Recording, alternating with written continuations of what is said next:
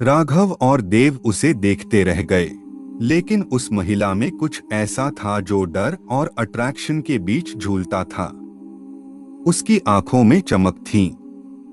वह धीरे से बोली, मैंने सदियों से इस स्थान की रक्षा की है। तुम ज्ञान की तलाश में आए हो, पर क्या तुम समझते हो कि इसका मूल्य क्या है?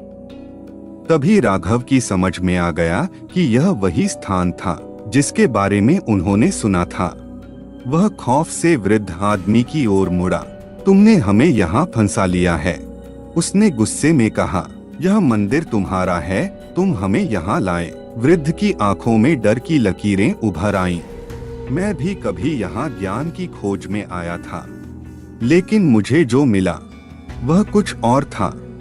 अब मैं इस मंदिर से बंध चुका हूँ और मुझे यहाँ रहना होगा, और तुम भी। देव कांपते हुए बोला, लेकिन यह क्या है? यह जगह कैसी है? महिला ने अपनी आंखें उन पर गड़ा दी और धीमी सर्द आवाज में कहा, यह कोई साधारण मंदिर नहीं है। यह वह स्थान है जहाँ जीवन और मृत्यु का संतुलन रखा जाता है।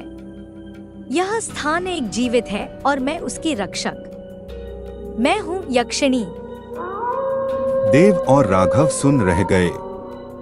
वृद्ध ने कांपते हुए कहा, मैंने सोचा था कि मैं इसे नियंत्रित कर सकता हूँ, लेकिन मैं गलत था। मैं इसे छोड़ नहीं सकता। यक्षिणी की आवाज अब अधिक हल्की और गहरी हो गई। तुम लोग ज्ञान की तलाश में आए थे, अब तुम्हें कीमत चुकानी होगी, जो यहाँ आने वाले सभी लोगों को देनी पड़ती है। मंदिर में अचानक अंधेरे का घेरा बढ़ने लगा। दीवारें जैसे सिकुड़ने लगीं और परछाइयां अचानक तेजी से इधर उधर हिलने लगीं। एक अचानक हवा का झोंका आया और अचानक हर चीज गहरे अंधकार में डूब गई। राघव चिल्लाया, देव, हमें भागना होगा। लेकिन जैसे ही वे पीछे मुड़े, अंधेरे ने उन्हें पकड़ लिया और उनका शरीर बर्फ जैसी ठंड से बेजान हो गया।